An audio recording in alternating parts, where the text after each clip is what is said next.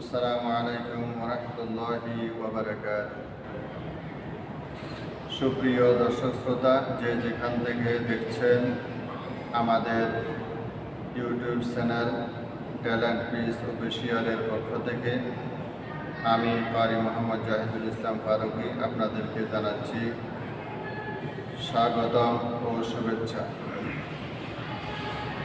সুপ্রিয় দর্শক শ্রোতা, আমাদের কোরআন শিক্ষার প্রথম ক্লাস আজকে শুরু হতে যাচ্ছে। ইনশাল্লাহ আমরা ধারাবাহিকভাবে ক্লাস চালু রাখব। আপনারা সকলে অংশগ্রহণ করে কোরআনকে সহি করার এই সুযোগ কাজে লাগাবেন। এর মাধ্যমে দুনিয়া ও আখিরাতে কামিয়াবি অর্জন যেন আমরা করতে পারি। আল্লাহ তাআলা আমাদেরকে তৌফিক দান করুন, আমিন। এখন আমরা সরাসরি আমাদের কোরআন শিক্ষার আজকে প্রথম পর্বে চলে যাচ্ছি।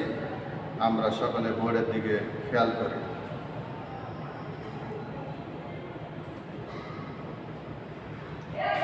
আরবি 29 হরফকে পড়ার সুবিধার্থে 3 প্রকারে ভাগ করা হয়। আরবি 29 হরফকে পড়ার সুবিধার্থে 3 প্রকারে ভাগ করা হয়। আরবি 29 হরফকে পড়ার সুবিধার্থে 3 প্রকারে ভাগ করা হয়। 1 নম্বরে 2 হরফ টান ছাড়া তাড়াতাড়ি পড়তে হয়। 1 নম্বরে 2 হরফ টান ছাড়া তাড়াতাড়ি পড়তে হয়। আলিফ হামজা, আলিফ হামজা। প্রিয় দর্শক শ্রোতা, আমরা একটু খেয়াল করি কিভাবে আলিফ এবং হামজার উচ্চারণ করব।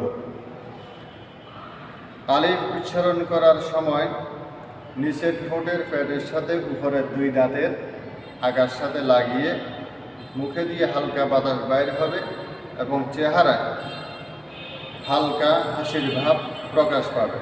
ঠিক এইভাবে আলিফ আলিফ আলিফ। এরপরে আসি হামজা। হামজা উচ্চারণ করবো আমরা কণ্ঠনালীর শুরু থেকে। কণ্ঠনালী শুরু হচ্ছে একেবারে এখানে। কণ্ঠনালীর শুরু থেকে আমরা হামজা উচ্চারণ করব। হামজা হামজা হামজা। আমরা আবার বোর্ডের দিকে খেয়াল করি। আলিফ হামজা, আলিফ হামজা, আলিফ হামজা। 1 নম্বরে 2 হরফ টান ছাড়া তাড়াতাড়ি পড়তে হয়। আলিফ হামজা। 2 নম্বরে 12 হরফ 1 আলিফ টেনে পড়তে হয়। বা, তা, সা, হা, খ, র, জা, ত, য, ফা, হা, ইয়া। প্রিয় দর্শক শ্রোতা, আমরা এবার প্রত্যেকটা অক্ষর কীভাবে উচ্চারণ হয় সে বিষয়ে কথা বলবো ইনশাআল্লাহ। আমরা একটু ভালোভাবে খেয়াল করি। এখন আমরা হরফের উচ্চারণ নিয়ম অর্থাৎ মাখরাজ কি সে বিষয়ে আমরা জানব। অর্থাৎ কোন অক্ষরটা কীভাবে উচ্চারণ হবে সেটা আমরা এখন স্পষ্ট করব। প্রথম অক্ষর আসে বা। বা উচ্চারণ করার নিয়ম হচ্ছে ঠোঁটের সাথে ঠোঁট লাগিয়ে ঠোঁটের মাঝখান থেকে বলতে হবে বা, বা, বা। এরপরে আসি তা। তায়ের উচ্চারণ করতে হবে জিহ্বার আগা উপরের 2 দাঁতের গোড়ার সাথে লাগিয়ে স্বাভাবিকভাবে বলতে হবে তা, তা, তা। এরপরে আসি তা। জিহ্বার আগা উপরের 2 দাঁতের আগার সাথে লাগিয়ে একেবারে নরম সফট নরম করে বলতে হবে তা, তা, তা। এরপরে আসি হা। হা উচ্চারণ হবে কণ্ঠনালীর মাঝখান থেকে, এই জায়গা থেকে। এটা হলো কণ্ঠনালীর শুরু, এটা হলো কণ্ঠনালীর মাঝখান বা মধ্যখান।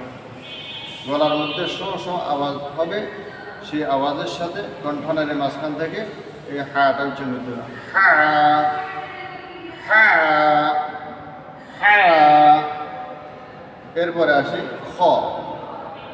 খ উচ্চারণ করতে হবে কণ্ঠনালীর শেষ, এখান থেকে। এটা হলো কণ্ঠনালীর শেষ, কণ্ঠনালীর শুরু, মাঝখান, শেষ। কণ্ঠনালীর শেষ ভাগ থেকে খ উচ্চারণ করতে হবে। খ, এটা স্বাভাবিকভাবে উচ্চারণ হবে।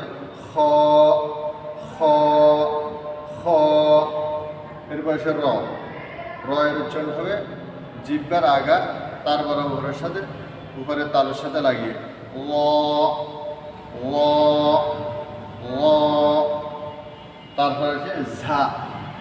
ঝা এর উচ্চারণ হবে জিহ্বার আগা সামনের নিচের দুই দাঁতের আগার সাথে লাগিয়ে, জিহ্বার আগা সামনের নিচের দুই দাঁতের সাথে লাগিয়ে একটা শীষ, আবার শীষ হবে। শীষ অর্থ অনেকটা ঝ এর মতো। যা যা যা যা। এরপর আসে ত। ত আমরা যেখানে তা পড়েছি তা এর মতো একই জায়গা থেকে, অর্থাৎ জিহ্বার আগা সামনের উপরে দুই দাঁতের গোড়ার সাথে লাগিয়ে প উচ্চারণ করতে হবে। কণ্ঠস্বরটা একটু মোটা শোনাবে। প প প। এরপর আসে ল।